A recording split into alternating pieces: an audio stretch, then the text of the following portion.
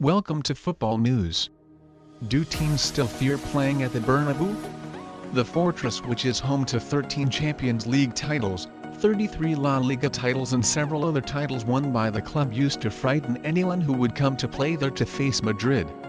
Whilst there have been a few underdogs coming and winning at the Bernabeu in La Liga over the past 5 years or so, it has been very difficult for weaker oppositions to come and upstage Madrid in the Champions League, but even that has been changing since the start of the 2018-19 campaign. Santiago Bernabeu dimensions are 105 m 68 m 344 feet 223 feet, and it was opened on the 14th December 1947 and renovated twice in 1982, 2001. It has hosted both the UEFA Euro Final and the FIFA World Cup Final. Its big size facilitates long diagonal passes and compels wingers to drop from their natural position to one that is narrower, leaving the number 10 and full-backs to bomb forward. When the Zidane era started, this changed because he knew the value of the gem he had in Cristiano Ronaldo, and took advantage of that to play with intensity more than using the head, like Johan Cruyff would have preferred. The strategy focuses so much more on counter-attacking and can easily backfire.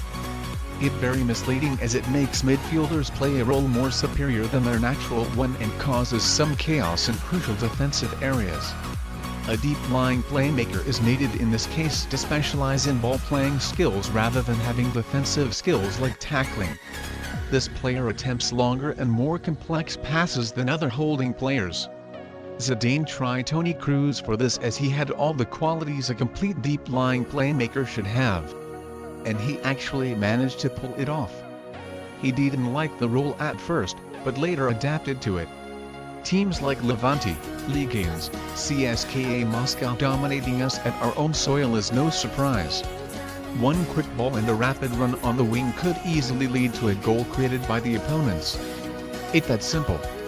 Cristiano dizzying on ball skills and dribbles distracted opponents who focused their efforts on trying to defend him, the left back and striker. This gave Cristiano very little space to work with, but it created some feeling of relief in midfield, as they had acres of space ahead of them.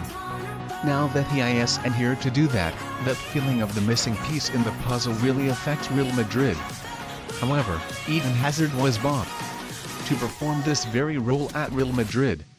It will be interesting to see if or when Hazard is able to perform this role to his best ability if Zidane sticks to this tactic. It's not safe. There's going to be a point where Real Madrid will have to create a new strategy to avoid embarrassment, shame, and to save the club profile as one of the most elite clubs in Europe. Van de Beek is a player needed. His strong decision-making and vision makes him decisive when needed the most. If Madrid can decide the game through the wings, they must do something from the center. He can also drop between the lines to retrieve the ball and help with the build-up play. These small, crucial and important facets of play should be studied by the board when deciding on players to go for. His positional awareness would help our midfield during crucial situations such as counter-attacks. I expect Valverde to play this role at the midfield if Van de Beek is and bought. I believe he got all the qualities of an elite midfielder. He just needs support and faith to develop them up. The midfield issue could be resolved with more deep-lying midfielders than attacking ones. Some think buying players like Pogba and Eriksen would be the best way to execute Zidane's strategy. Well, it would be a great marketing activity, but on closer analysis, it wouldn't make that big of a difference on the pitch. I disappointed Real Madrid released a hot Castilla prospect like Dani Parejo. He and Toni Kroos would have been a great deep-lying playmaker to keep the ball moving while not affecting possession and still playing with intensity as Zidane desires.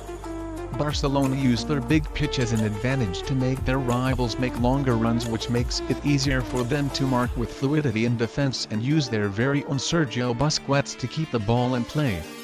This has made Bar successful over the years, as they are used to playing a slow tempo, which benefits them to execute this strategy. The atmosphere when playing at the Camp Nou is unique, as it's a very big stadium with a very big capacity, and their home fans are really supportive. These days it's pretty quiet playing at the Bernabeu in La Liga. The fans seem bored and the atmosphere is pretty dull. In the Champions League, it a bit hyped because we face an unfamiliar opposition from a different league, so the differences make it unique. And it a better feeling playing with intensity in the Champions League. Perhaps having players like Sergio Ramos or Karim Benzema scoring the winning goal brings so much more excitement at the Bernabeu because they are considered as living Real Madrid legends after everything they've done at this club. Playing at the Bernabeu has become no man fear, as Madrid have been seen struggling and dominated at their own soil by, with all due respect, inferior teams from across Europe. Players are often seen getting emotional or hyped after scoring at the Bernabeu, knowing the feeling of scoring at such a prestigious stadium. Zidane needs to be given time to fix this rot, and I think if we make smart signings in the transfer market, we won't be far away from making Bernabeu a fortress again.